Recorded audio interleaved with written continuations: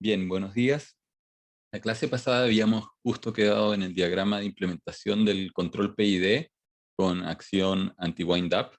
Decíamos que están la ganancia proporcional, integral y derivativa, a la cual se añade este bloque que básicamente lo que está haciendo es considerar o representar el hecho de que una válvula real o incluso un circuito tiene una limitación máxima de corriente que es capaz de entregar, ¿no? Si fuese una válvula, uno podría decir que el flujo por la válvula versus el voltaje va a aumentar. Nosotros supongamos que por cada volt que yo pongo a un pequeño motor que hace girar la válvula se va abriendo, pero va a llegar un punto en el cual la válvula simplemente no puede seguir abriéndose más y simplemente deja pasar lo que esta tubería permite, dado su diámetro y dada la presión, puede haber aguas arriba por una bomba.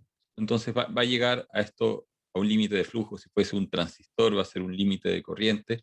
El punto es que eh, vamos a observar con esta saturación que el controlador, la suma de la acción proporcional, la acción integral y la acción derivativa, puede que nos estén diciendo se necesitan 20 volts para corregir. Esos 20 volts andan por aquí después de la saturación.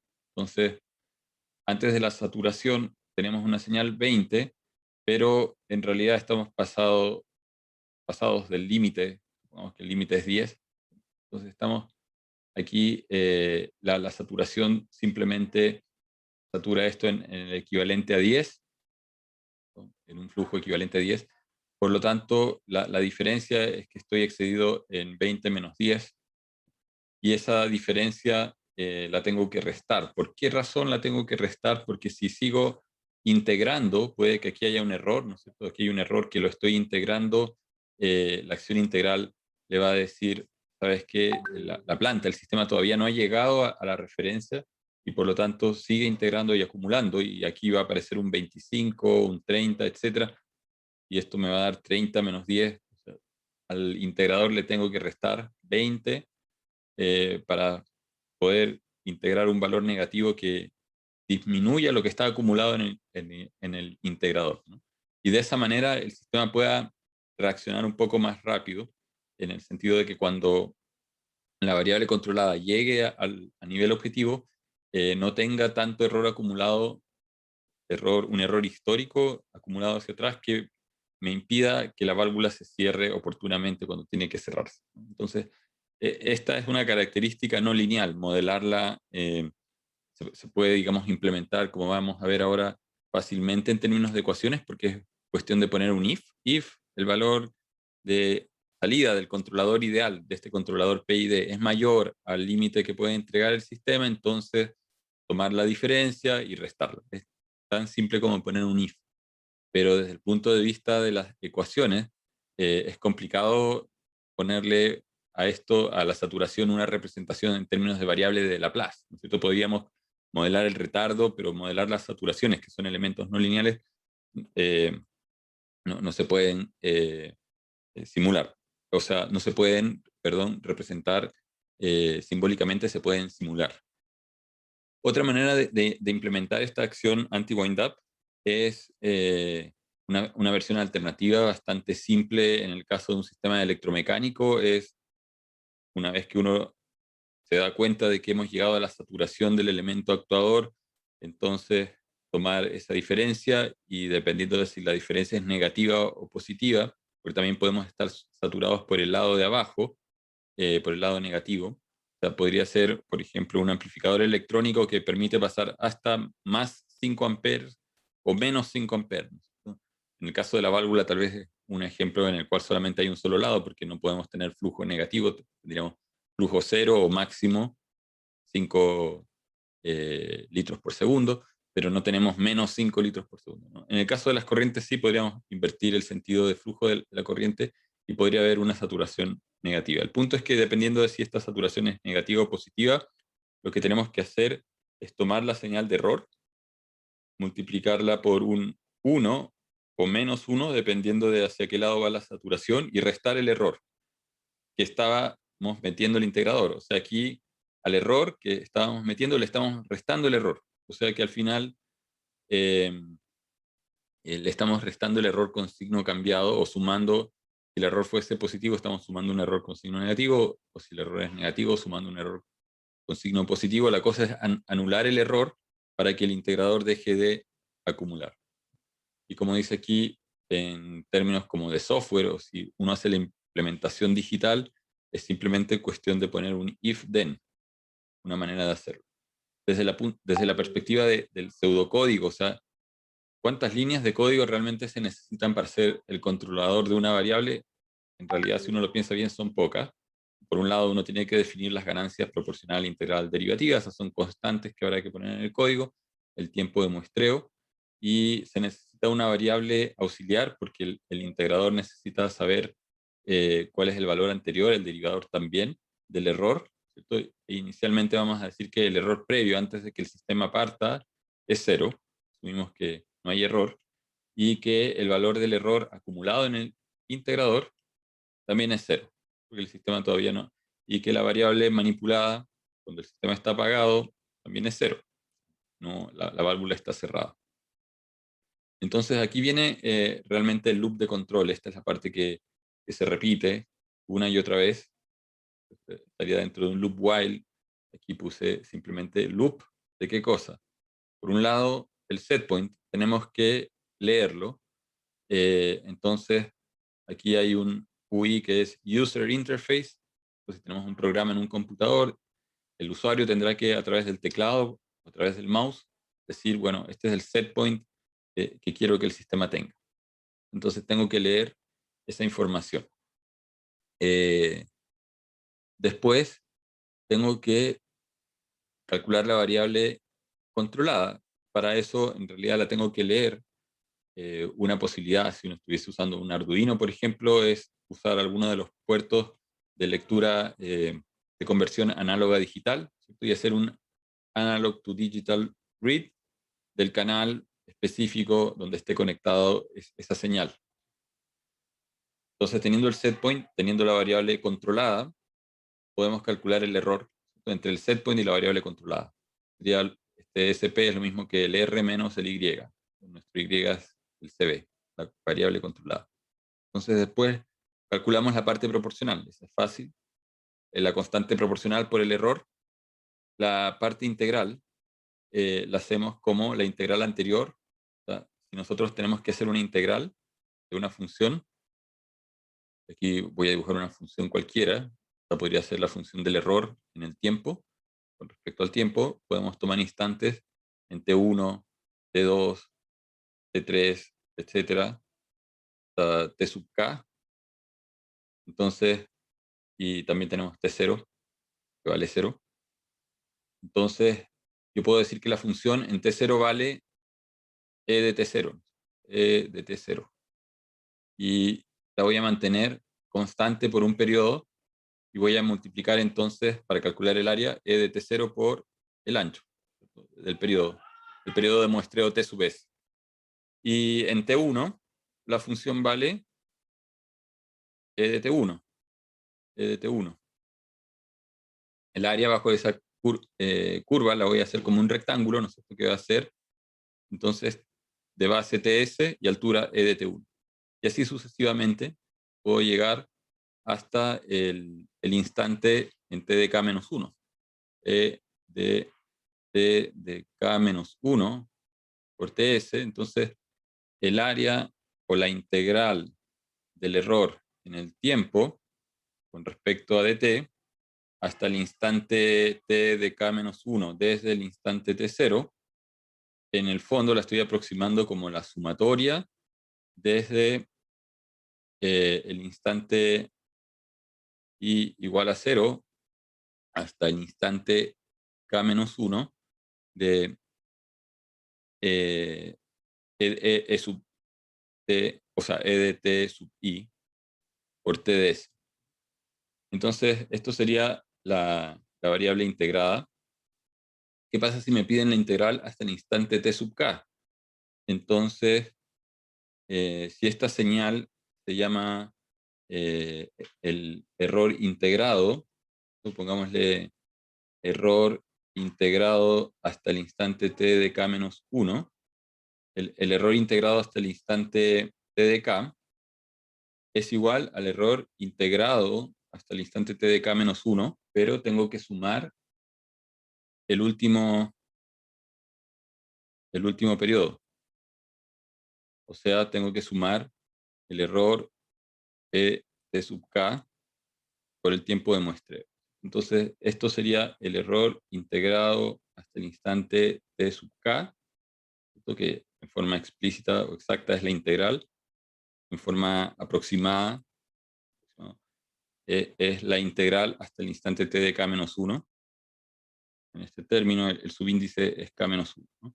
Entonces, el subíndice k, el error integrado hasta el késimo instante, es lo que tenía integrado hasta el instante k menos 1 más e por tds. Por esa razón, esta variable mbi es la variable manipulada integrada, correspondiente a la integral, que es lo que llevaba hasta el instante anterior. Aquí no estoy poniendo el subíndice, pero esto podríamos interpretar lo que es hasta k-1. Esto es lo que tengo en el instante k, y esto es lo que tengo en el error que tengo en el instante k, multiplicado por el ancho, por la acción, por la constante de la acción integral. Si estamos aquí calculando la integral del error, entonces una parte del controlador tiene que responder en proporción o con ganancia k sub i a este error acumulado. Por lo tanto, cada vez que acumulo error, en este término de acá, una posibilidad es poner la constante afuera de la sumatoria, ¿no es cierto? Y otra cosa es ponerla en cada uno de los términos. O sea, cada uno de los términos lo podría multiplicar por k sub i, que es lo mismo, ¿no es cierto? Es factorizar por k sub i. Entonces, en esta implementación es mucho más compacto puesto de esta manera. Pero aquí aparece el término anti-wind-up, que es básicamente la saturación. Está escrita aquí como la ganancia de saturación K sub A por la función saturación. La función saturación toma la variable manipulada, toma el valor mínimo de la variable manipulada, el valor máximo, y compara. Entonces, esto tendría un if mb es mayor que mb high, entonces el exceso va a ser igual a mb menos mb high. Si eso no ocurre, es if mb es menor que mb low, entonces en este caso hablaríamos de un exceso negativo, entonces estamos por debajo de la variable, entonces ese valor sería mb menos mb low, perdón, menos mb. Y else exceso igual a 0.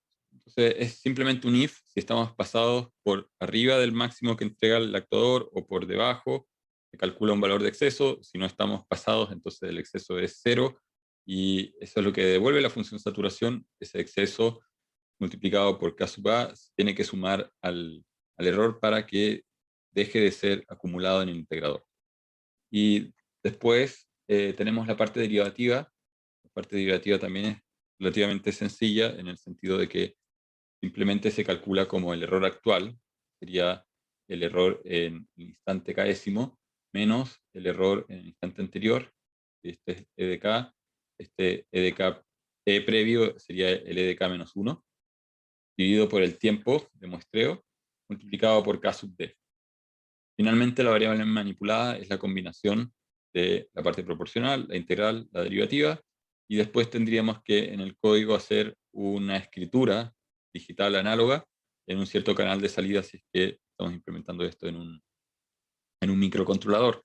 Y no tendríamos que hablar con el hardware físico a través de una tarjeta de adquisición de datos que normalmente va dentro del computador, y que también tiene un puerto, entonces hay que decir, bueno, cuál es la dirección de memoria o el puerto a través del cual vamos a poner ese dato o ese voltaje hacia el exterior. Y finalmente el error previo, la variable que guarda el error previo tiene que guardar el error actual para poder usarlo en el siguiente ciclo. Entonces, este sería el loop de control básico, clásico, pero también existen unas variantes de la implementación del PID, y esas variantes tienen unos nombres en inglés que son un poco confusos, porque cuando uno los busca, a veces ni siquiera tienen el nombre escrito en forma explícita, y uno ve que hay dos fórmulas que son distintas. Y uno dice, pero entonces, ¿cómo se hace realmente el PID? ¿Es la fórmula que acabamos de ver? ¿Es otra? Y si uno busca un poco más, uno se va a dar cuenta que a una de las formas la llaman la forma posicional y a la otra la llaman forma de velocidad o incremental. Eh, y hay una tercera que podría ser en variables de estado. ¿Ya? La forma posicional o positional PID, el problema que tiene esa palabra positional es que uno piensa, estamos controlando la posición de algo, y no tiene nada que ver con la posición. Puede que el PID esté implementado para controlar la temperatura de algo, pero la forma de la ecuación le dicen forma posicional, y el otro le dicen velocity form o velocity PID, y también uno piensa, es un control de velocidad, y no, es más bien el nombre correcto debe ser incremental. Y ahora van a entender, cuando uno vean las ecuaciones, van a entender por qué en esos nombres, en mi opinión, están mal puestos. En el caso del control PID, digamos, desde la perspectiva teórica que hemos visto, al momento hemos dicho la fórmula es la variable U, la variable manipulada, igual a una constante por el error, más otra constante por la integral del error, más otra constante por la derivada del error.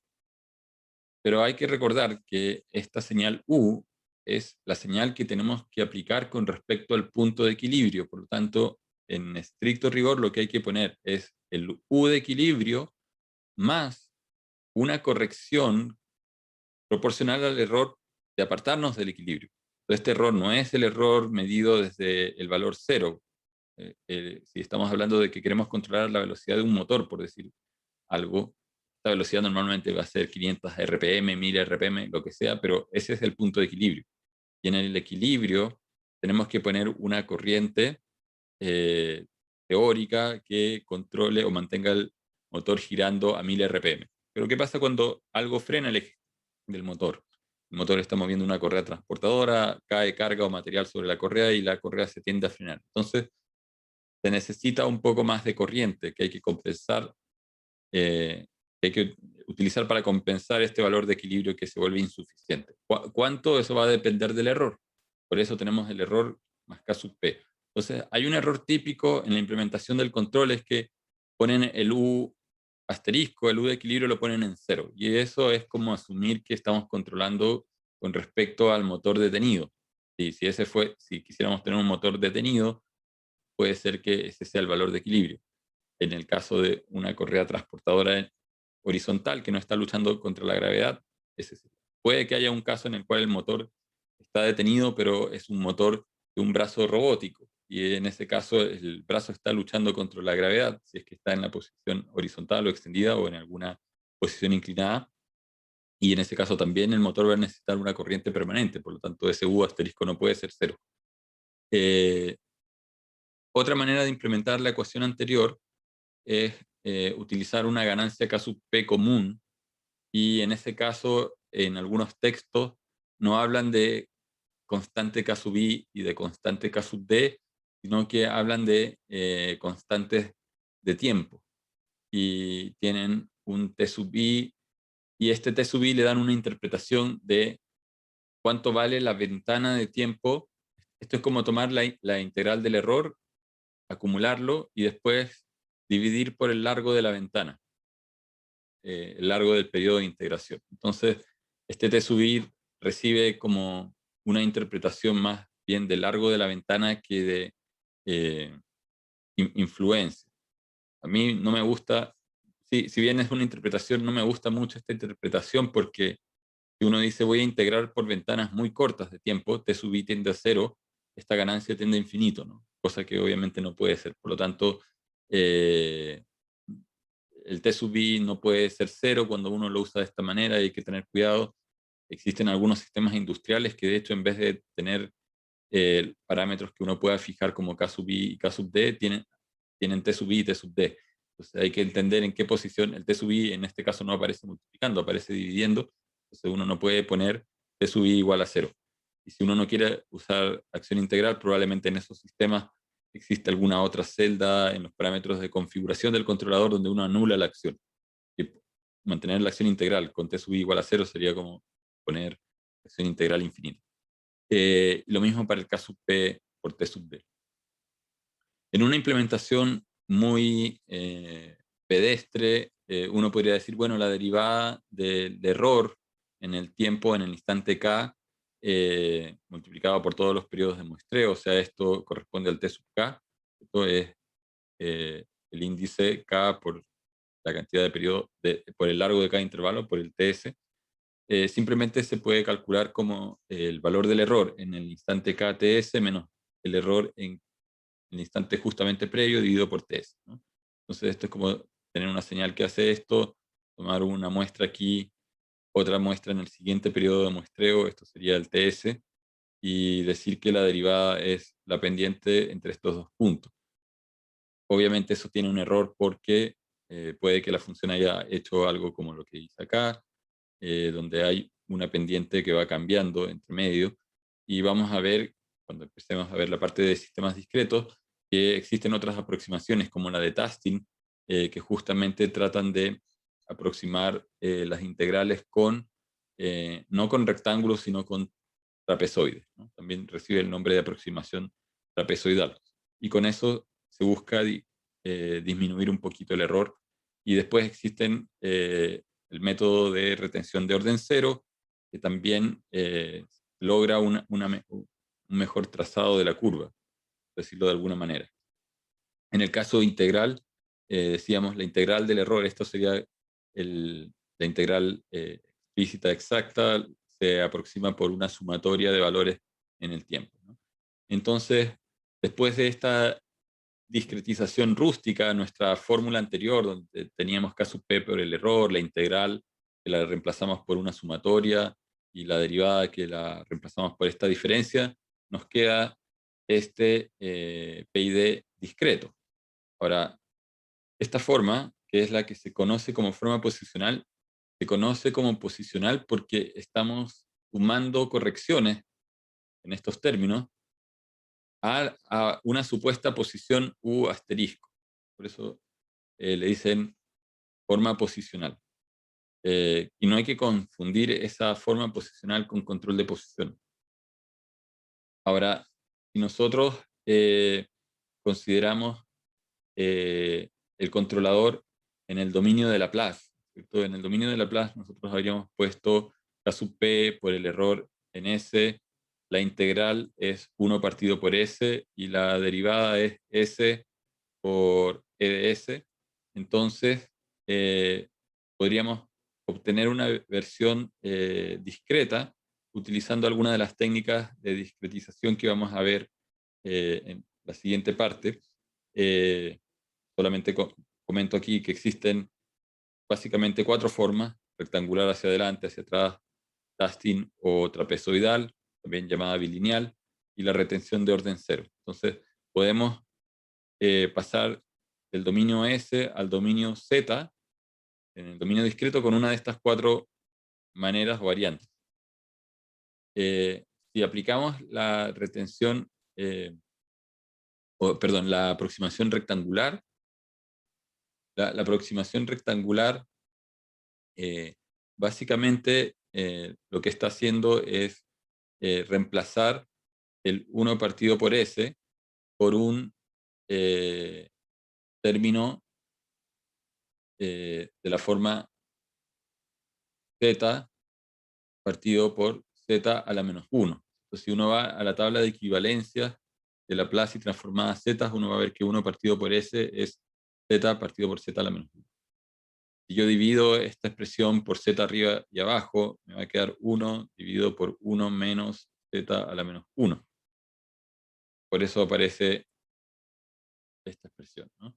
Y en el caso de la derivada sería al revés, el S, o sea, que yo necesito el S, esto es a la menos 1, entonces esto es al revés, y queda, o esto al revés, y queda 1 menos z a la menos 1.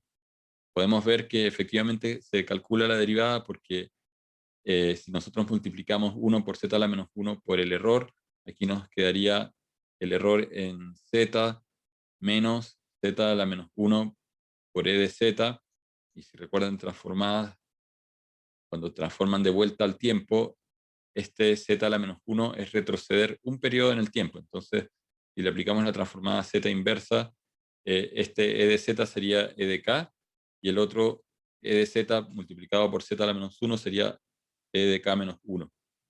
Parece el menos 1.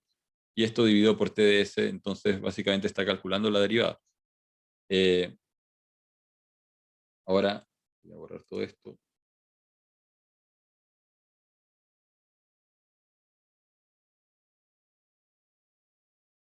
Entonces, esto es recordando, como dice acá, que z a la menos 1 básicamente corresponde a retardar la señal en un periodo.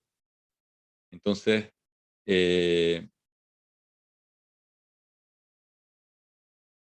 podemos reordenar la expresión anterior, podemos multiplicar todo por 1 menos z a la menos 1.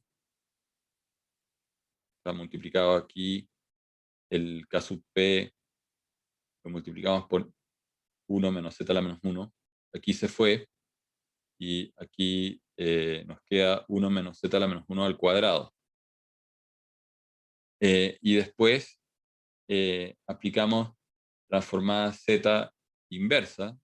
Aquí teníamos u de z menos z a la menos 1 por u de z, hace que aparezca u de k menos u de k menos 1, igual a k sub p por e de k menos e de k menos 1, más la transformada inversa de este término de acá es k sub i por t de s por e de k, más aquí al tener esto al cuadrado, esto sería 1 menos 2 z a la menos 1 más z a la menos 2. El transformar esto actuando sobre e, o sea, tenemos 1 por e que nos da e de k. Tenemos menos 2 z a la menos 1e que nos da e de k menos 1. Y después tenemos z a la menos 2 por e que nos da e de k menos 2. O sea, estamos mirando dos periodos hacia atrás. Ahora, este u de k menos 1, que aparece por todo este término de acá, lo podemos expresar como u de k igual al resto. O sea, el u de k menos 1 lo pasamos hacia la derecha y nos queda esta fórmula, que es la fórmula correspondiente a la versión incremental del PID.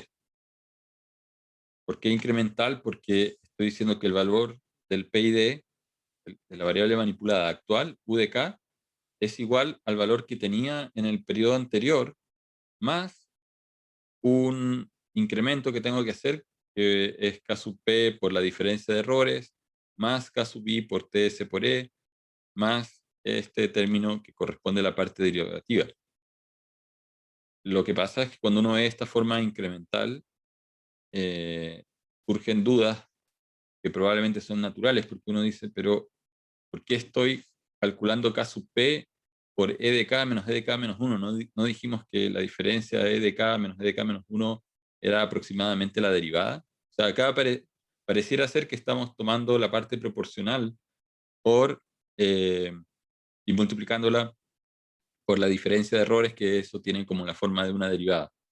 Sin embargo, esta es la forma correcta de implementar un controlador PID recursivo, que lo único que hace es actualizar el valor actual de la, o sea, valga la redundancia, actualizar el valor de la variable manipulada anterior con estos incrementos, pero efectivamente el k sub p por esta diferencia lo que está haciendo es multiplicar por la diferencia de error.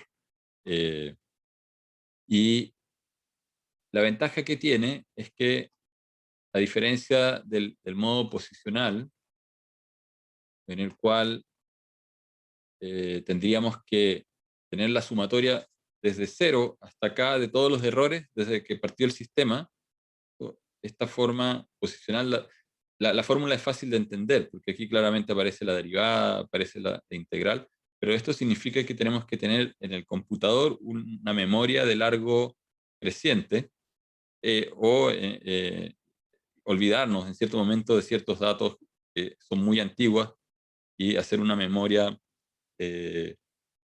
móvil, una memoria circular, tener un buffer circular de memoria que se va rellenando con cada error hacia una cierta cantidad de instantes hacia atrás. Por lo tanto, como en la práctica no podemos hacer memorias infinitas para un sistema que está operando el día entero en una fábrica o en un sistema, se prefiere hacer esta forma incremental, porque de la forma incremental la integral está implícita en este término, que se está acumulando. Ya estaba considerado en la iteración anterior en el UDK-1 y se está volviendo a sumar en el nuevo instante a lo que ya había. Por lo tanto, no se necesitan muchas memorias hacia atrás, solamente se necesitan dos. Para poder calcular la acción derivativa correctamente se necesita el K-1 y el K-2.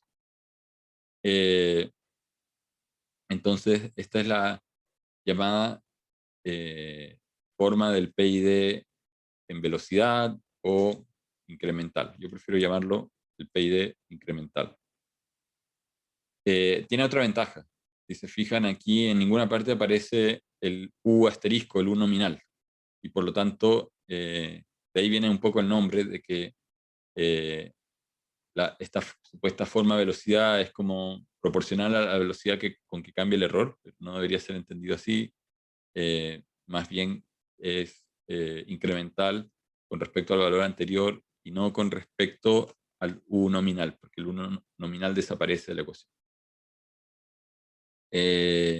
Podemos obtener también otra derivación en vez de usar aproximación rectangular hacia adelante o hacia atrás. Podemos hacer una retención de orden 0 o Zero Order Hold, el ZOH, o una aproximación de Tasting. Eso debiesen hacerlo como tarea, pero todavía no lo pueden hacer como ejercicio. Para entender cómo hacer esas transformaciones es fácil, pero obviamente hay que intentar primero ese procedimiento para poder aplicarlo a la forma del PID que está en la plaza. Otra manera de ver la relación entre el PID posicional y el PID incremental. El PID incremental lo obtuvimos usando la aproximación rectangular hacia atrás en el dominio Z. También se puede hacer en el dominio del tiempo. Si tenemos claro que el PID es esta sumatoria de errores para la parte integral hasta un instante K, tenemos la derivada como el error actual menos el anterior. Y si nosotros calculamos la misma expresión, pero hasta U de K-1, vamos a tener que usar el error en K-1. La sumatoria, en vez de llegar hasta acá, va a llegar hasta K-1, y la derivada va a ser el E en K-1 menos el E de K-2. Ahora, si nosotros tomamos esta expresión, la expresión A, y restamos la expresión B, ¿no? Esta es la B, hacemos A menos B, ¿qué es lo que va a ocurrir? Nos va a quedar en el lado izquierdo U de K menos U de K-1, igual a qué cosa? A este término menos este de acá, K sub P por E de K menos E de K menos 1. Y aquí lo bueno es que a la sumatoria que llega hasta acá le estoy restando la sumatoria que llega hasta K menos 1. Así que solamente nos queda K sub I por TS por E de K.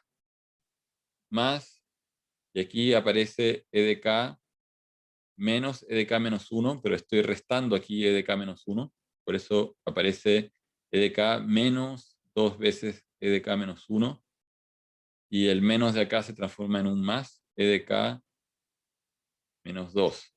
Entonces nos queda E de K menos 2 E de K menos 1 más E de K menos 2 por K sub D dividido por TS. Y finalmente nos queda esta forma para la forma incremental. El UDK-1 que estaba en el lado izquierdo lo pasa para el lado derecho, y entonces uno tiene la expresión también incremental.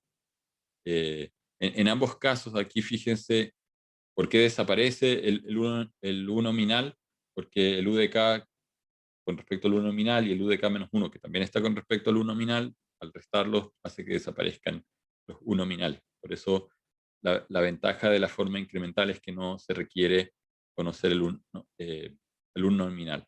La ventaja del posicional es que es intuitivo y fácil de comprender, pero la desventaja es que uno necesita un arreglo de memorias creciente. Para hacerlo exacto tendría que ser infinito por toda la duración del sistema mientras están dando, y se necesita el conocimiento del U nominal. Por lo tanto, poner en servicio un controlador que está hecho con esta fórmula normalmente es más complicado, porque si uno no ajusta el valor de U nominal correctamente, a veces no funciona bien. Y entonces uno se da muchas vueltas. Y el error típico es poner el U nominal en 0, también afecta en forma negativa. La forma incremental solamente necesita una memoria de largo 2, el instante anterior del error y el anterior. Después uno no necesita el U nominal y por lo tanto la puesta en servicio es más simple. Tal vez la desventaja, en realidad no tiene desventajas prácticas, solamente es una desventaja un tanto pedagógica o intuitiva, que al ver la fórmula no queda claro, es que uno no explica de dónde salió, porque tiene esa diferencia de errores en la parte proporcional. Hay algo importante en estos controladores de implícito, y que no hemos hablado de cómo afecta, que es el tiempo de muestreo, porque en todas estas expresiones aparece el TS. Entonces, aquí no da exactamente lo mismo poner cualquier valor en el tiempo de muestreo. Si bien el tiempo de muestreo no corresponde a la ganancia o al efecto que queremos que tenga la acción integral, por ejemplo, el TS más largo significa que la integral la estamos aproximando de peor manera. Es que estamos haciendo estos rectángulos, ¿no es cierto? Sumando el área de la curva, bajo la curva, en base a rectángulos, esa aproximación queda peor. Por lo tanto, el tiempo de muestreo tiene un efecto, como vamos a ver en la parte de sistemas discretos, sobre la estabilidad. Ahora, hay ciertas nociones que son más bien prácticas para definir ese tiempo de muestreo. Uno puede recurrir a la noción teórica de que para reconstruir señales, tienen que haberlo visto en análisis de señales, uno tiene que muestrear el sistema al doble de la frecuencia, o sea, con una frecuencia que sea el doble de la frecuencia máxima dentro de las señales que están contenidas en el sistema. En este caso, uno podría ver el tiempo de reacción del sistema cuando uno hace una prueba de escalón, y en sistemas industriales, típicamente si uno tiene válvulas o bombas, uno puede ver que cuando hace señales de escalón sobre estos equipos, independiente de la capacidad, si son 1 litro por segundo o 10 metros cúbicos por segundo, normalmente son equipos que responden con constantes que están en torno al 1 segundo. En cambio, los sistemas que están haciendo control de nivel pueden tomar tiempos que son de varios segundos, y en lazos de temperatura, estamos hablando de temperatura de sistemas industriales, que generalmente son estanques de varios metros cúbicos que hay que calentar para generar alguna reacción. Bueno, desde los más pequeños, que pueden tomar 30 segundos en calentarse, hasta procesos que pueden tomar 10 minutos, incluso 20 o 30 minutos, media hora, en tener todo el sistema en una nueva temperatura. En elevar la temperatura del sistema entero puede tomar ese tiempo. Entonces, si algo se demora 10 minutos en cambiar estado, no tiene sentido estar muestreando cada un segundo, que van a haber muchos datos y probablemente la variación en el tiempo es tan lenta en cambiar la temperatura de un cierto valor. O sea, supongamos que aquí estaba en 20 grados centígrados a 21, esto se demoró 20 minutos, entonces podríamos asumir que esta respuesta fuese, para hacer el cálculo simple, una línea recta, diciendo que cambiamos 1 grado centígrado en 20 minutos, o sea, en 20 por 60 segundos. O sea, esto es 1 partido por 1200 grados centígrados por segundo. O sea, para redondear y hacer el cálculo muy fácil y rápido, esto es 0.001, más chico que eso en realidad, grados centígrados por segundo. Entonces, imagínense si estamos muestreando cada 1 segundo, apenas vamos a ver que la temperatura cambió, en realidad subió de 20 a 20.001. Y lo más probable es que nuestro sensor físico no tenga esta resolución de 3 decimales, tenga resolución de 1 decimal. Entonces, si solamente tiene resolución de 1 decimal, una vez que hayan pasado 999.99, ahí nos vamos, o sea, perdón, una vez que haya pasado 0.99, ahí recién esto se va a redondear a ver el 1, ¿no? En realidad un poco menos. Esto se redondearía a 1 cuando lleguemos a 0.49. 0.49, y para que eso ocurra, entonces tienen que haber pasado 49 segundos. Entonces, si tenemos esa resolución en el sensor con un proceso que varía tan lento, 1 grado en 20 minutos, perfectamente podemos muestrear cada 50 segundos, 1 minuto, cada 60 segundos, y no vamos a perder mucha información. No existe una regla precisa o exacta para definir ese periodo de muestreo, pero sí el ingeniero que está implementando, ingeniera que está implementando el sistema, tiene que saber que el sistema cambia a una cierta velocidad. Ahora, si uno tuviese un estanque que cambia de 20 a 21 grados centígrados en 5 segundos, bueno, ahí podemos ver que hay 1 grado cada 5 segundos, entonces 1 grado cada 5 segundos, esto equivale a 0.2 grados por segundo, y quiere decir que si yo muestreo cada 1 segundo voy a ver cambios en décimas, por lo tanto, o sea, en 1 segundo voy a ver 2 décimas, por lo tanto en medio segundo debería haber el cambio en 1 décima. Entonces ahí tiene sentido muestrear cada medio segundo, menos tampoco va a ser muy útil. Va a depender de la velocidad del proceso y va a depender de la resolución que tengan los sensores para poder notar un cambio en la variable que estoy midiendo. Entonces, así como una regla muy general de selección, uno podría decir que el tiempo de muestreo debiese ser menor que 1 décimo del tiempo de reacción que tiene el sistema. Entonces, si hablábamos del estanque que se demoraba 20 segundos, o sea, perdón, 20 minutos en cambiar su temperatura a 1 grado, de 20 a 21 grados centígrados, 1 décimo de eso sería 2 minutos, y por otro lado, con lo que habíamos calculado, considerando este sensor de 1 decimal de precisión, y habíamos llegado a 1 minuto, la regla del 10% más o menos funciona, nos está diciendo 2 minutos, podría ser 0.05%, es que uno quiere asegurarse más, pero va a depender como les digo, también de la resolución del sensor. Entonces son cosas que hay que tener presentes cuando uno va a implementar esto en hardware real.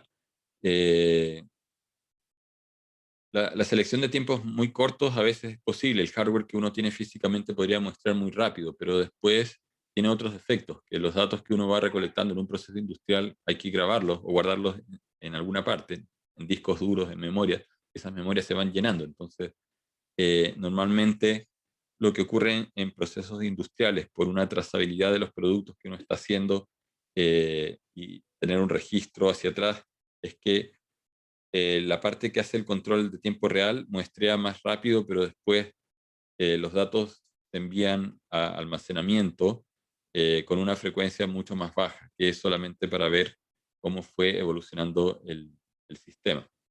Por ejemplo, uno podría considerar el caso de los aviones, donde ciertas señales de movimiento de las superficies de control en las alas se muestran en milésimas de segundo, porque tienen que hacer cambios muy rápidos, pero después las cajas negras no necesitan la información cada milisegundo, dada la velocidad y las distancias que se recorren, que son muy largas, y la cantidad de horas que tiene que estar operando el sistema, se puede muestrear cada 10 segundos, y eso ya da una información razonable de cómo fueron variando las variables de control en el caso de un avión. Entonces, cada sistema tiene sus constantes de tiempo y sus velocidades de muestreo apropiadas.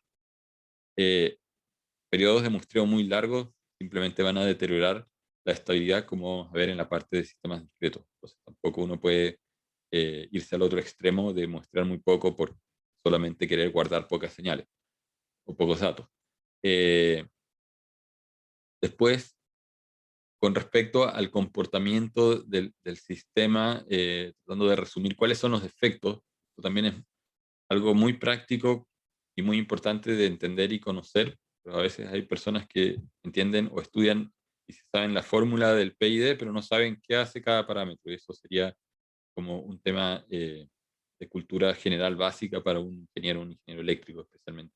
La parte proporcional siempre, al aumentarla, por eso aquí hay una flechita hacia arriba, va a tender a disminuir el tiempo de respuesta. Cuando veíamos sistemas de segundo orden, y nosotros decíamos, tenemos un sistema que puede tener una respuesta eh, sobreamortiguada con respecto a la referencia a la cual queremos llegar. Cuando se aumenta el K sub P, la respuesta empieza a ser más rápida, pero aparece la sobreoscilación. Y si aumento más todavía, esto sobreoscila más.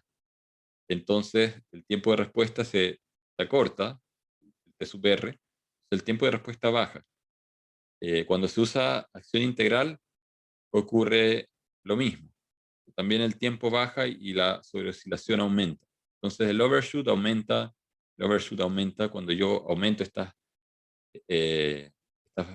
parámetros, el KP y el KI. El tiempo de estabilización cambia, va a tender a ser menor cuando aumento el K sub P, pero cuando aumento el K sub I tiende a ser mayor, porque el K sub I le quita margen de fase y hace que esto oscile. Entonces, si bien tenemos un tiempo de respuesta rápido y una oscilación que lleva el error permanente a cero, como esto oscila por mucho rato y no se mete en la banda del más menos 1%, se demora más, ¿no es cierto?, en llegar a la estabilización. Mientras que la acción derivativa, decíamos, es una acción como de freno, de amortiguación. Entonces, el tiempo de respuesta con la acción derivativa no cambia mucho, el cambio es menor, no mejora ni empeora. El overshoot tiende a disminuir porque amortigua la sobreoscilación, y el tiempo de estabilización también tiende a bajar porque al quitarle estas oscilaciones y al hacer que las oscilaciones decaigan más rápido, se amortigue más, esto entra antes en la banda del 1%. ¿Qué pasa con el error en régimen permanente? Al aumentar el K sub P, el error en régimen permanente baja, pero no lo elimina. Al usar la acción integral, se elimina en muchos casos el error en régimen permanente. Y la acción derivativa tampoco elimina el error en régimen permanente, porque si yo tengo un error en el tiempo, E sub t igual constante, y tomo la derivada del error constante, con respecto al tiempo esto me da cero. Por lo tanto, la acción derivativa por el error constante, por la derivada del error constante, todo esto es cero. Entonces, en realidad la acción derivativa cuando hay errores constantes, o sea, cuando tengo una referencia y la respuesta del sistema se estabilizó en un valor, pero hay una diferencia fija, entonces la acción derivativa no le hace nada a ese error constante. Lo único que puede corregir ese error permanente es la acción integral. Ahora, ¿qué pasa con la estabilidad del sistema? Y aquí entramos, digamos, a relacionar esto con lo que veíamos sobre márgenes de ganancia y márgenes de fase. Cuando aumentamos la acción proporcional, estamos, visto desde la gráfica de Bode o de Nyquist, expandiendo el gráfico, y eso puede llevarnos a encerrar el famoso -1 y nos quita estabilidad, ¿no? Nos quita margen de ganancia cuando aumentamos la ganancia. Cuando aumentamos la acción integral, nos está quitando margen de fase, principalmente porque el integral, decíamos, es un desfase de menos 90 grados. Por lo tanto, nos resta estabilidad. Y la acción derivativa tiende a ayudar, como aumenta este efecto de amortiguación y nos agrega margen de fase positivo, porque es un más 90 grados en el numerador, entonces nos ayuda levemente a mejorar la estabilidad. Y es levemente porque en la práctica, decíamos, hay ruido, ¿no es cierto? Entonces, cuando derivamos señales que son ruidosas, a veces la acción derivativa tiende a, en vez de ayudar, a empeorar también las cosas. O sea, lo ideal sería que los sensores fuesen lo menos ruidosos posible para poder usar la acción derivativa con más tranquilidad. Ahora, existen métodos, y está la pregunta, digamos, pero exactamente este curso, que es de diseño de controladores, y que ya tenemos ciertas reglas para saber cómo manejarnos en relación a las ganancias y asegurar que el sistema sea estable, con error nulo. ¿Cómo seleccionamos? ¿Hay algún criterio para seleccionar las ganancias proporcional, integral y derivativa? Y es una pregunta que se hicieron hace ya más de 50 años atrás Ziegler y Nichols. Hay un artículo publicado en el cual analizan distintas plantas industriales, sistemas industriales, y principalmente tratan de llevarlos a un equivalente de segundo orden, un sistema de segundo orden. Y entonces, ¿qué es lo que buscan?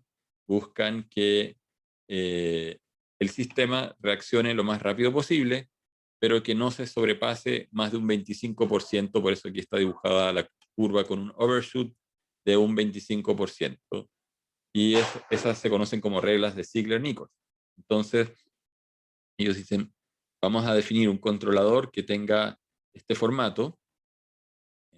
En el trabajo que ellos hicieron, en vez de usar un K sub i, pusieron 1 partido por T sub i, y hay que entender que el K sub i sería igual, si uno pasa el K sub p multiplicando para adentro, sería K sub p dividido por T sub i. Entonces, de las tablas que vamos a ver a continuación, Ziegler-Nichols da una regla para definir T sub i. Entonces, sabiendo cómo se calcula T sub i y cómo se calcula K sub p, que también entregan una regla para el K sub p, uno podría decir, entonces K sub p dividido por T sub i es K sub i, y uno puede implementar el controlador con el formato, con el otro formato, que es poniendo en forma explícita el valor de K sub i. Después hay otro supuesto. Entonces, hay un supuesto que tiene que ver con la forma en que escriben el controlador, que es esta, y hay otro supuesto que tiene que ver con la forma de la planta que ellos asumen que hay aquí adentro. Entonces, ellos asumen que todas las plantas son plantas de primer orden, pero que tienen una falta de estabilidad o un decremento de la estabilidad producido porque hay retardos asociados en la respuesta de esa planta. Entonces asumen una planta ideal de primer orden con retardo. Entre comillas, es de primer orden toda la planta, digo entre comillas porque si recuerdan cómo se aproxima el retardo usando PAD, en realidad el retardo es una serie infinita de un numerador y un denominador en un polinomio en S que es infinito. Por lo tanto, en realidad, si uno quisiera en forma exacta representar este sistema, uno necesitaría infinitos estados. Cada S equivale a un estado, y por lo tanto el orden de este sistema en realidad es un sistema de orden infinito, no de orden 1. Pero la parte principal, podemos decir, es un sistema de orden 1. Entonces, aquí en el método número 1, método 1 de Ziegler-Nichols, que es lo que dice Ziegler y Nichols, dice, aplíquenle un escalón al sistema y midan su respuesta. Y van a ver una curva como la curva roja, que tiene una pendiente, y busquen el punto de esa pendiente máxima, donde cambia la curvatura, porque primero tenemos una concavidad en este tramo.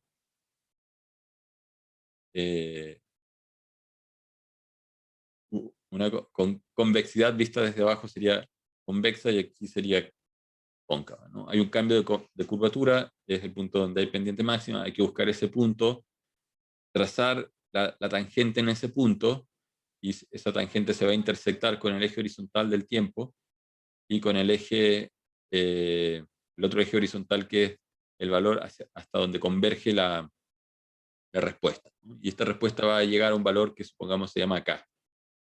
Profe, ¿Sí?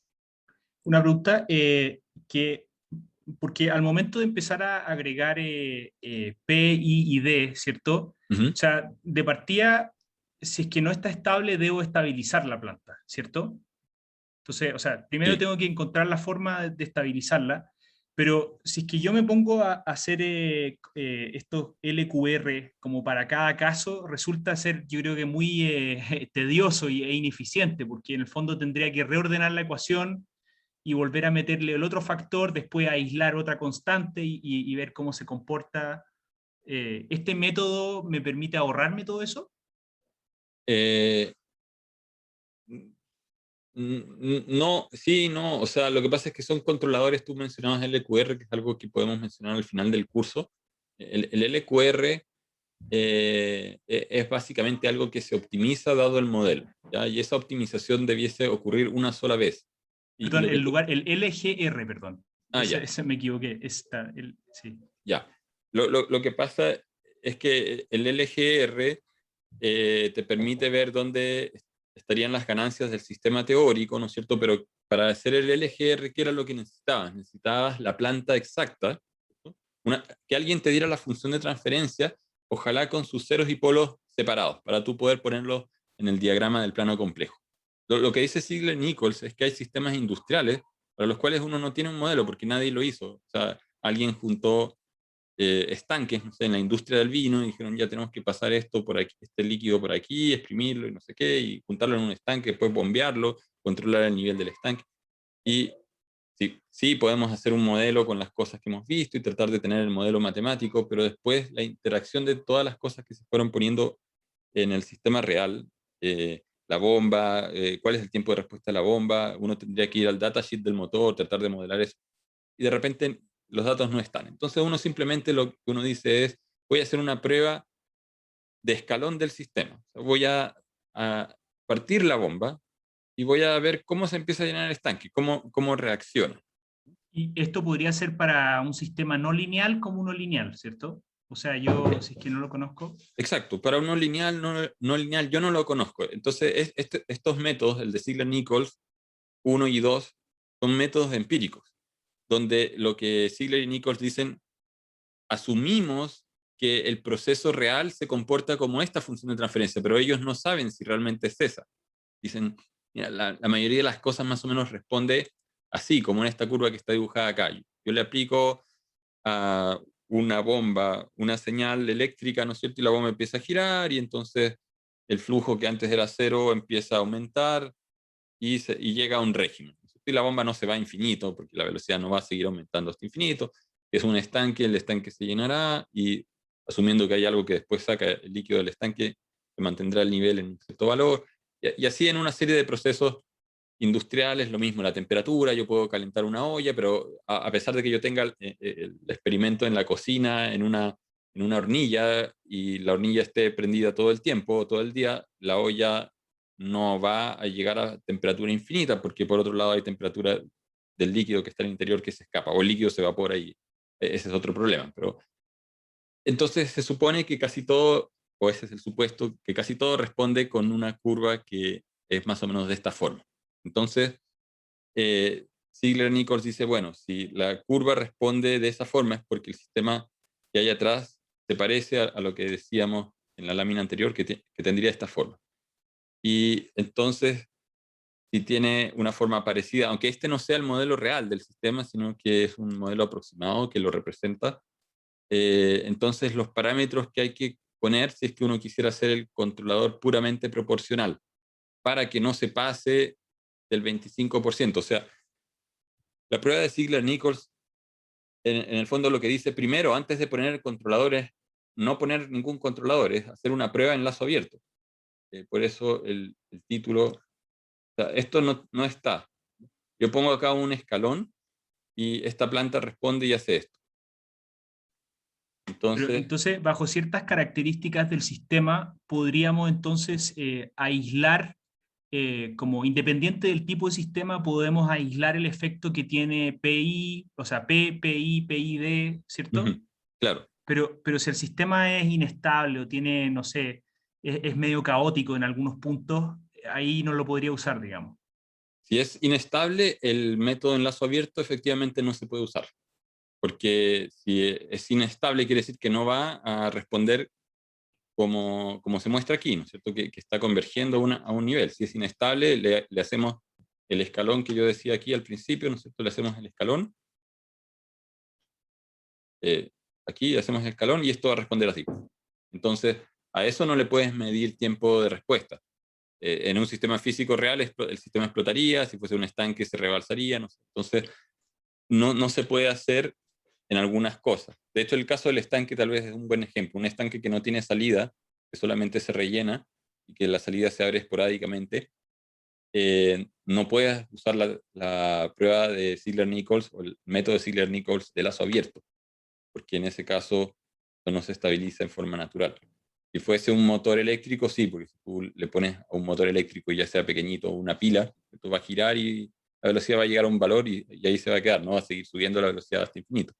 Si fuese un motor más grande pasa lo mismo, el roce contrarresta el torque interno y se estabiliza en un valor. Entonces, para ciertas cosas, la prueba de Ziegler-Nichols de lazo abierto tienen que ser cosas que sean intrínsecamente estables, se puede usar. Y después Ziegler-Nichols te dice, mira, si tú quieres tener cierta acción integral, entonces de esta respuesta a la cual tú le mediste el parámetro L, le mediste el parámetro T y le mediste este K que debería haberlo puesto como un K. A ver, este K es el K0 y yo apliqué perdón, este K es, para aclarar esto, este K es el cambio de la planta, o sea, puedo haber pasado, eh, podría haber aplicado un escalón, supongamos que tengo un quemador de gas. Aquí hay una válvula, esto tiene un estanque de gas. Aquí a la válvula le apliqué un escalón de 1 volt. O sea, este sería mi K0. Hice un escalón de magnitud K0. Y aquí arriba de este quemador de gas había una olla, un recipiente con líquido. Tengo un termómetro. Y la temperatura este Y sería la temperatura. Y la temperatura subió, el líquido inicialmente estaba a temperatura ambiente, no sé, 21 grados centígrados, subió a 23,2. Entonces, este cambio de 21 a 23,2, que sería 2,2 grados centígrados, ese sería mi K. Entonces, esas dos cosas las puedo medir físicamente.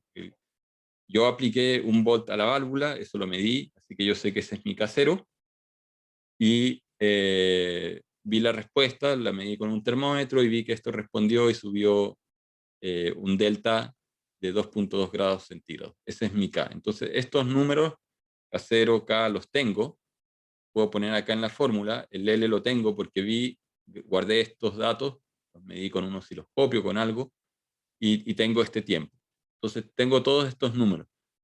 Si voy a usar acción integral, entonces tengo que bajar un poquito la acción proporcional, porque si se fijan, esta fórmula se repite. Eh, entonces, bajo un poquito la ganancia proporcional, considerando el hecho de que la integral me quita margen de fase, y aquí lo que dice es que el L tengo que integrar por cuánto tiempo, porque este es el tiempo de integración, por L dividido por 0,3.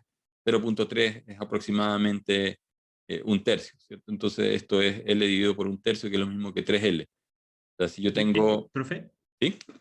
pero, y esto, o sea, con esto yo puedo saber si es que ponerle un integrador o un diferenciador me inestabiliza el sistema en algún punto. O sea, No, puede darse...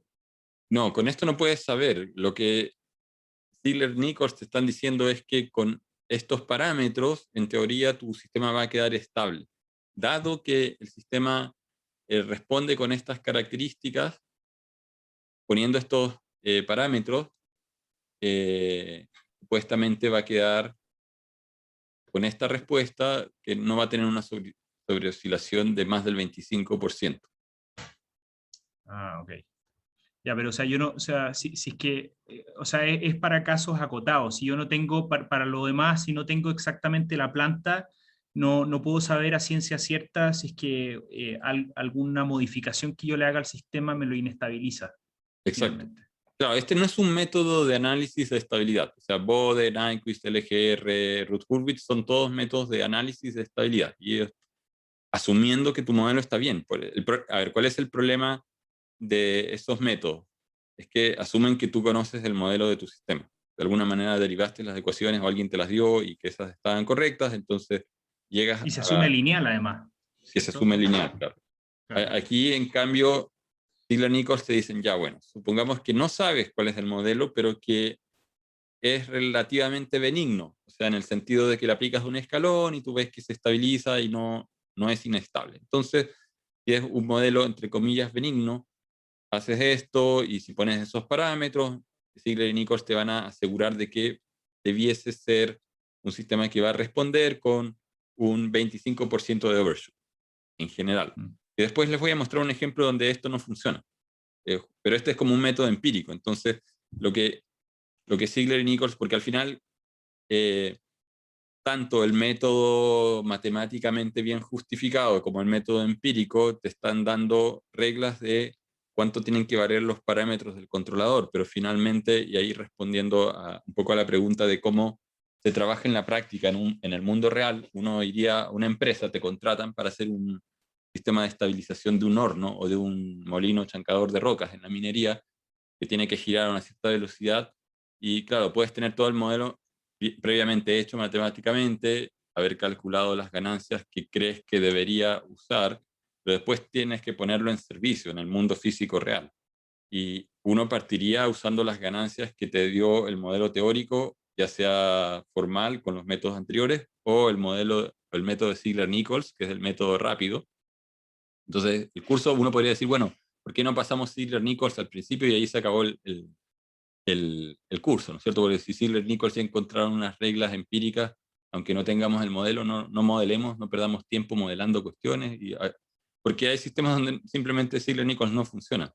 Y por otro lado, hay que entender que todo el análisis matemático anterior nos da ciertas justificaciones de hasta dónde podemos llegar con la ganancia proporcional. Cuando yo les presento esta tablita de Ziegler-Nichols, no es que Ziegler-Nichols se hayan saltado todo lo anterior y hayan hecho puros experimentos empíricos, sino que ellos conectaron el experimento empírico, cuando uno va a revisar el paper original, con el modelo matemático. Y dijeron, sí, este modelo empírico con estas fórmulas coincide con lo que la parte teórica nos da, entonces podemos definir que estas son buenas reglas en general, en la práctica, y digo en general porque está asumiendo de que el sistema tiene esa respuesta benigna.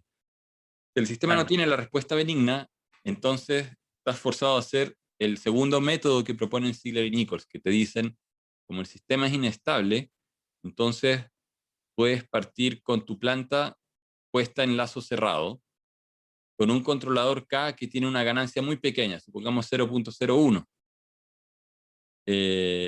¿Para qué? Para que el sistema no se arranque y no haga una respuesta inestable.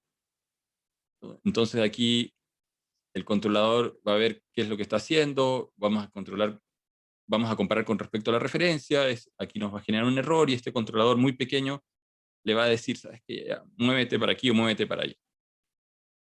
Y la planta va a ir reaccionando. Eh, y en base a eso, uno puede seguir aumentando, ¿no es cierto? Entonces, al principio asumimos que el sistema está controlado, pero con una ganancia muy pequeña y por lo tanto, en lazo cerrado responde algo así, muy lento. Yo quiero que responda más rápido, por lo tanto, aumento la ganancia. Y la aumento más, y a medida que el aumento empieza a hacer esto.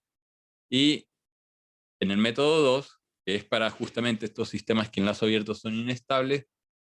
Ziegler-Nichols, este método también no es muy bueno si uno lo piensa, porque Ziegler-Nichols dice, bueno, es un método empírico, pero tampoco en la práctica uno puede hacer esto siempre, que es llevar el estanque a la oscilación crítica, o perdón, el sistema, ¿no?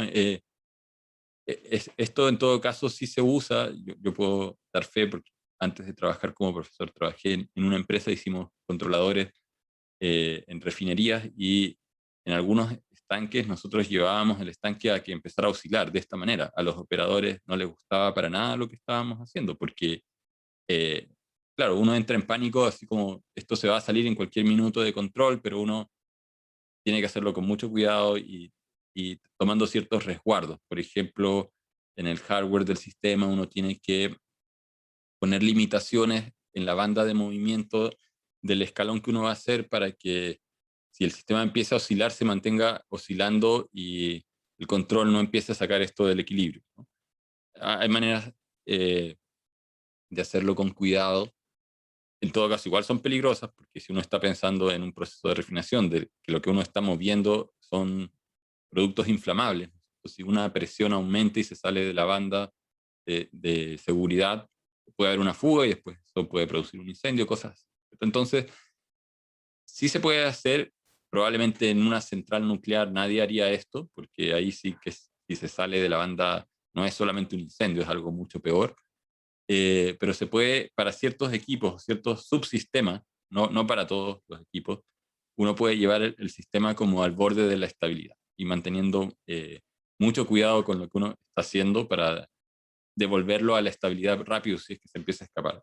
El punto es que cuando uno lo lleva al punto de la estabilidad crítica, uno detecta cuál es el periodo como de resonancia o de oscilación intrínseca del sistema. Uno encuentra este periodo T y encuentra la ganancia que el sistema usó para llegar a esta condición crítica. Y después entonces Ziegler-Nichols dicen, bueno, si encontraron cuál era ese valor crítico, aléjese a la mitad del valor crítico y ponga, si va a usar un controlador puramente proporcional, ponga la mitad del valor crítico. Si uno va a usar un proporcional integral, baje un poquito la ganancia proporcional a 0,45 y aumente la acción integral a una fracción del periodo crítico. O sea, es como que si yo divido el periodo crítico, el TCR, por 1, esto estaría integrando un periodo de onda de la oscilación crítica o natural intrínseca que tiene el sistema. Si uso en cambio un PID, me dice, como tengo un margen de fase que mejora levemente por la acción derivativa, puedo aumentar un poquito la ganancia proporcional. El periodo crítico lo bajo a la mitad, o sea, integro un poco menos y aumento el periodo asociado a la acción derivativa. Entonces, esas son las reglas que están de cierta manera optimizadas por Ziegler-Nichols, conectadas a la parte empírica con la parte formal matemática para asegurar una respuesta de un máximo, un 25% en la sobreoscilación. Pero como les decía, es asumiendo que las plantas tienen esta forma. Entonces, este ejemplo que está hecho en Python también, se los puedo mostrar a continuación. Básicamente lo que hacemos es tomar esta planta, 5e a la menos 2s, dividido en 3s más 1, este 3s sería como la constante de tiempo, y le hacemos un escalón, y esta planta en régimen permanente converge a 5, porque aquí hay una ganancia 5. Entonces esa parte es fácil de ver, y aquí vemos que la respuesta tiene esta forma, la típica de una planta como una resistencia con un condensador, ¿no es cierto? Es como la carga del condensador, y la pendiente máxima aquí, si la encontramos gráficamente, nos va a dar que esto llega de 0 al valor 5 en aproximadamente 3 y algo segundos.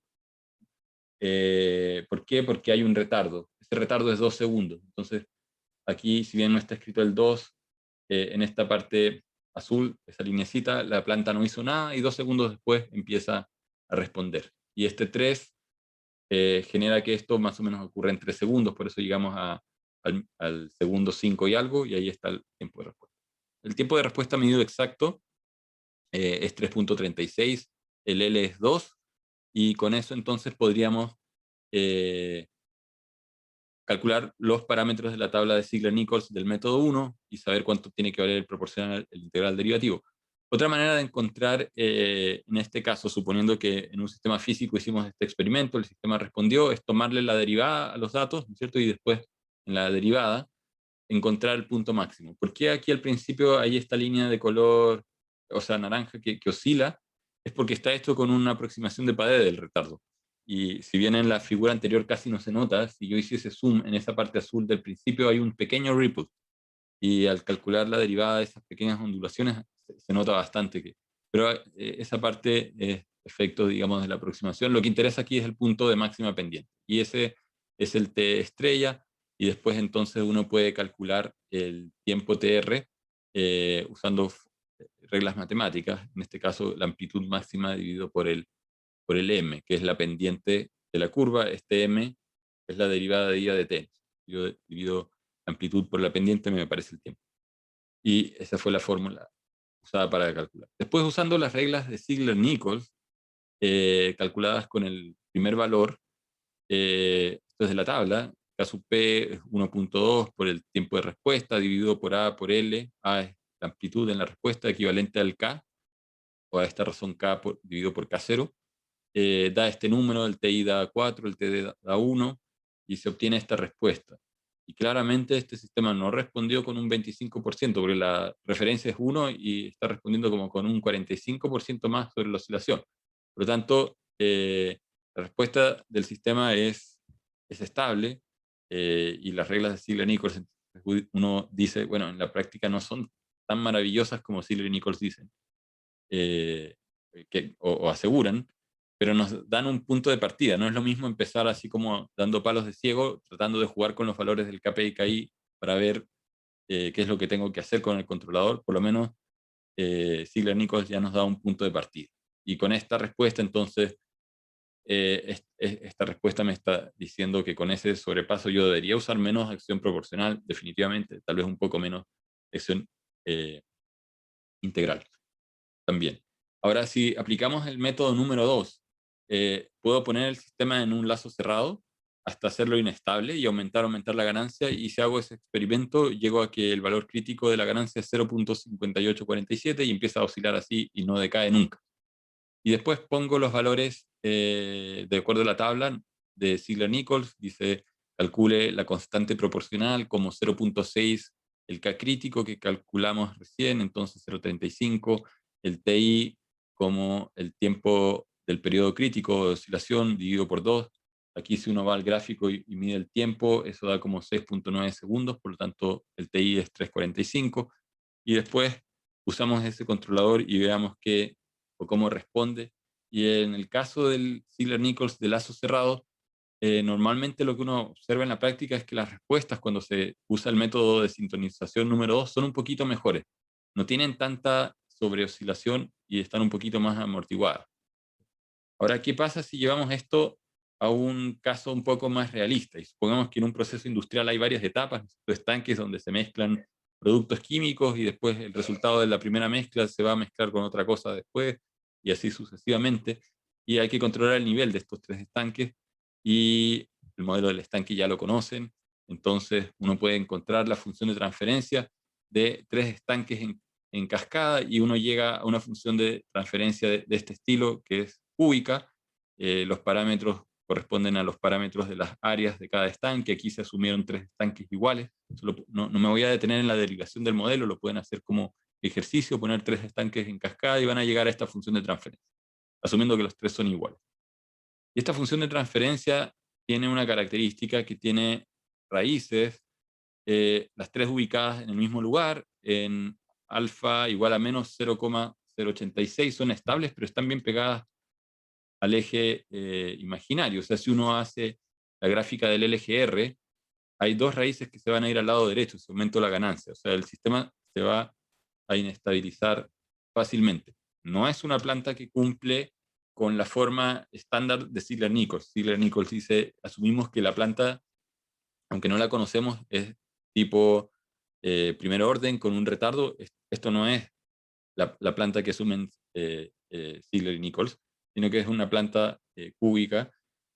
Y entonces la respuesta del escalón en lazo abierto va a ser estable porque decíamos, si tenemos una ganancia acá suficientemente pequeña, vamos a estar en el lado izquierdo del plano complejo.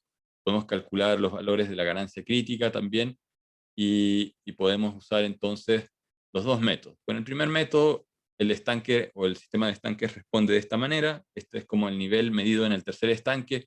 Nos da tiempo de respuesta 41 segundos y el retardo entre la propagación de cada etapa es de 1.7 segundos. Calculamos entonces la pendiente máxima y fíjense que usamos las reglas de Ziegler-Nichols, calculamos todo como nos dicen ellos, hacemos la prueba después en lazo cerrado usando el controlador con las reglas de diseño y el controlador diverge, no funciona. Aquí esto está 1 por e a la menos 14, o sea, 10 a la 14. O sea, esta respuesta diverge, empieza a oscilar, oscilar. Aquí las oscilaciones iniciales no se ven porque el gráfico está en una escala que es 10 a la 14, que están tapadas, pero sí, comparativamente con en el segundo 300, este sistema se inestabilizó completamente. Y entonces, el método Ziegler-Nichols, como dice acá, puede fallar.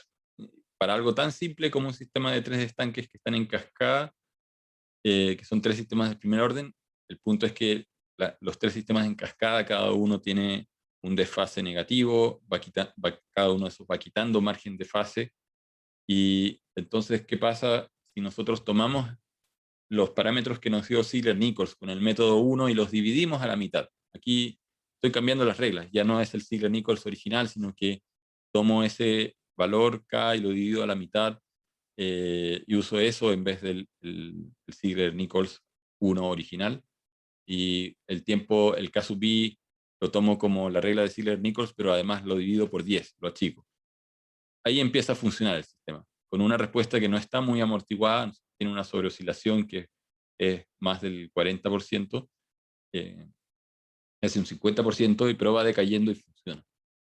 ¿Y qué pasa si usamos el método de Ziegler-Nichols número 2 con este sistema de 3 estanques que también lo puedo llevar a la estabilidad crítica? En este caso, de manera teórica, puedo calcular el valor exacto del K crítico y después aplico las reglas de Ziegler-Nichols que están en la segunda tabla, ¿no es cierto? Calculo el K sub P como 0.6 el K crítico, el T sub I como el tiempo crítico, o sea, acá tengo que medir un periodo de esta onda y dividirlo por 2, y ese va a ser el periodo crítico, etcétera, ¿cierto? Y calculo de manera exacta los valores K sub I y K sub D a partir de estos valores críticos. Y fíjense que en el método 2, el sistema de Ziegler-Nichols, el método de Ziegler-Nichols sí funciona sin tener que haberle hecho ningún ajuste adicional. Sigo teniendo una respuesta que excede lo que ellos prometen, entre comillas, de máximo un 25%. Aquí tenemos un 40% de oscilación, de sobreoscilación. ¿Cuál es el punto? El punto es que por lo menos nos dan ciertas reglas iniciales con las cuales calcular las ganancias y no estamos partiendo, digamos, haciendo prueba y error para encontrar los valores. Tal vez hay que hacer una prueba y error, pero en una iteración, no en 20 iteraciones hasta encontrar cuáles son los valores que estabilizan el sistema. Resumiendo, el método de lazo abierto es un método simple, es popular, funciona para muchos sistemas que tienen que ser intrínsecamente estables, pero es muy sensible a una estimación incorrecta de esta razón, del tiempo de respuesta dividido por el retardo. Y en algunos sistemas el retardo es muy pequeño, a veces casi cero. Entonces fíjense que TL dividido por cero da un valor infinito, un valor muy grande. Entonces en ese sentido no es un método muy bueno. En comparación con el método de lazo cerrado, que está considerando el diseño del controlador, al cerrar el lazo, está considerando el comportamiento del sistema en lazo cerrado. El lazo abierto es como que asumo que el sistema en lazo cerrado va a seguir guardando la misma proporcionalidad en términos del tiempo de respuesta, de la sobreoscilación. Desventaja del método de lazo cerrado, que si bien da mejores resultados, es que para muchos sistemas reales es difícil de aplicarlo porque es riesgoso. Con esto terminamos la parte de control PID y la parte un poco también práctica. Como les decía, hay un par de ejemplos que están en el material que yo les paso, los pueden ejecutar. Son los dos ejemplos que mostramos en las láminas. Están hechos en código, aquí aparece la respuesta usando el método Ziegler-Nichols número 2, llevando el sistema a la oscilación crítica, y esta es la respuesta del sistema, llevándolo, controlándolo con el controlador del método Ziegler-Nichols número 1, como aparece aquí en el título del gráfico. Entonces, este es el sistema, como responde en lazo abierto, le calculo la derivada, y pueden ir y revisar el código que está hecho acá. El sistema es muy fácil, ¿no es cierto? Es primer orden, tiempo de retardo, tiempo de respuesta, la amplitud, se crea la función de transferencia, se crea el retardo de Padé, eso también ya lo habíamos visto antes, se concatenan los dos sistemas, el de Padé con el sistema original, ¿cierto? Entonces se transforma en una planta con retardo, y le aplicamos el escalón, y esto es lo que obtenemos. Y en esta línea step, las primeras líneas son creación de la planta. Después calculamos la pendiente. La pendiente la puedo calcular como la derivada, calculo la función gradiente, ¿no es cierto? O calculo aquí lo estoy calculando por dos caminos distintos, y en los dos caminos llego a lo mismo, usando la función gradiente o usando la función de diferencias entre un instante y el otro, y encontrando la diferencia máxima para encontrar la máxima pendiente. Grafico la pendiente, encuentro la pendiente máxima usando el max de la derivada de I de t, y calculo el tiempo de respuesta exacto como la amplitud dividido por la pendiente. Y después uso las reglas de Ziegler-Nichols del método número 1, calculo los valores del proporcional integral derivativo, ganancia integral es Kp dividido por Ti, ganancia derivativa es Kp por Td. Armo la función de transferencia del controlador, Tf, ¿no es cierto? Después pongo la planta en serie con el controlador y cierro el lazo, uso la función feedback, y calculo la función step, y eso me da este gráfico que está acá. Después tengo las ganancias críticas, pongo el sistema con la ganancia crítica para chequear que realmente responde de esta manera, de la manera crítica, y después calculo las ganancias del PID con el método 2, y después calculo la función de transferencia del controlador número 2, lo pongo en serie con la planta, cierro el lazo de control, calculo el step, y sale este segundo escalón. Entonces con eso he completado el diseño de dos controladores por ambos métodos, y eso no quiere decir que vaya a llegar al sistema real en el mundo físico, usar estos valores y vaya a funcionar a la primera. O sea, incluso puede que tenga que volver a iterar en el sistema real, porque aquí estoy asumiendo de que alguien me dio esta planta original correctamente, y que la ganancia de la planta es A, y que el tiempo de respuesta es 3, pero uno llega al proceso real y muchas veces hay ciertas partes de la dinámica que no están bien caracterizadas. Entonces, cuando uno va a un proceso real, sí, importa entender qué cosa es lo que uno está controlando, cuál es el modelo del estanque, del motor, etcétera, pero además igual hay que hacer unas pruebas de escalón previas para asegurarse de que los modelos que pueden obtenerse vía los datasheets del fabricante de cada componente del proceso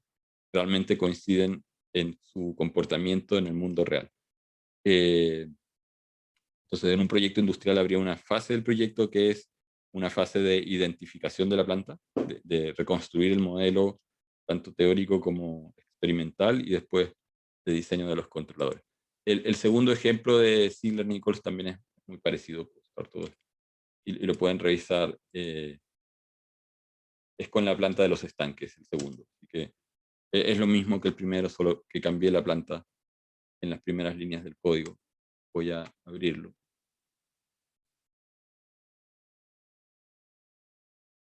Entonces aquí está la derivación de los tres estanques, la explicación de la función de transferencia de un estanque, la concatenación de los tres estanques que terminan en esto, está hecho aquí en el código. Y después el resto es lo mismo, solamente que en vez de usar la función de transferencia que teníamos antes de primer orden, estamos usando la de tercer orden.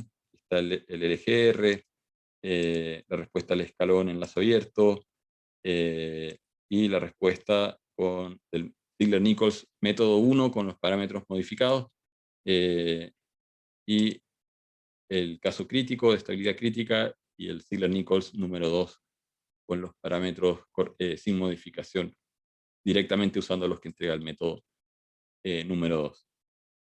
eso, lo dejamos hasta acá por hoy. No sé si queda alguna duda o pregunta. Si no, nos vemos el próximo miércoles.